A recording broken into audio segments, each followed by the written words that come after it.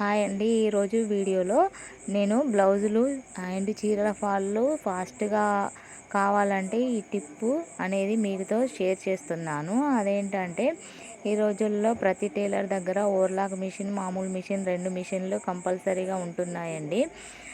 ఎవరో ఒకరి దగ్గర తప్ప అందరి దగ్గరనైతే 2 మిషన్లు అనేది ఉంటున్నాయి.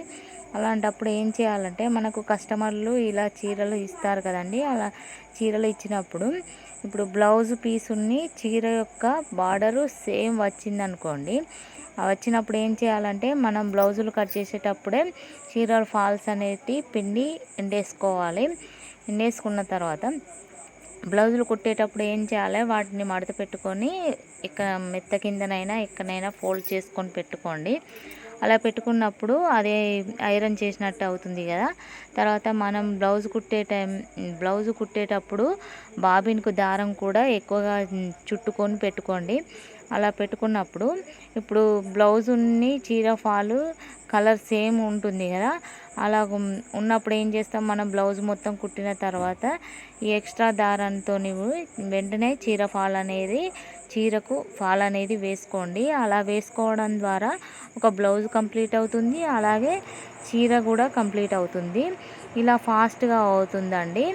అంటే ఈ టిప్ అనేది బ్లౌజ్ బార్డర్ ఉంది, కుట్టే బ్లౌజు సేమ్ ఉన్నప్పుడు ఈ టిప్ అయితే చాలా యూజ్ అవుతుందండి. చూసారా, నేను వీడియోలో చూపిస్తున్నాను. నాకు ప్రతి ఒక్క శారీకి బార్డర్ ఉంది, బ్లౌజ్ అనేది సేమ్ ఉన్నాయండి.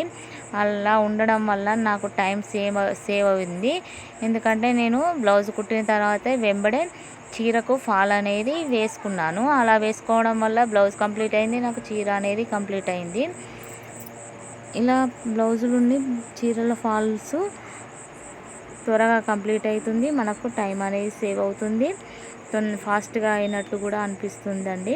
మరి నేను చెప్పిన టిప్పు మీకు నచ్చిందా ఫ్రెండ్స్? నచ్చితే ఒక లైక్ ఇవ్వండి, అలాగే ఛానల్ని సబ్స్క్రైబ్ చేయండి ఫ్రెండ్స్. అలాగే ఈ టిప్ మీకు ఎలా అనిపించిందో కూడా నాకు కామెంట్ చేయండి ఫ్రెండ్స్. ఛానల్ను మాత్రం సబ్స్క్రైబ్ చేయండి, లైక్ చేయండి. చూసారా, నేను ప్రతి ఒక్క బ్లౌజుకు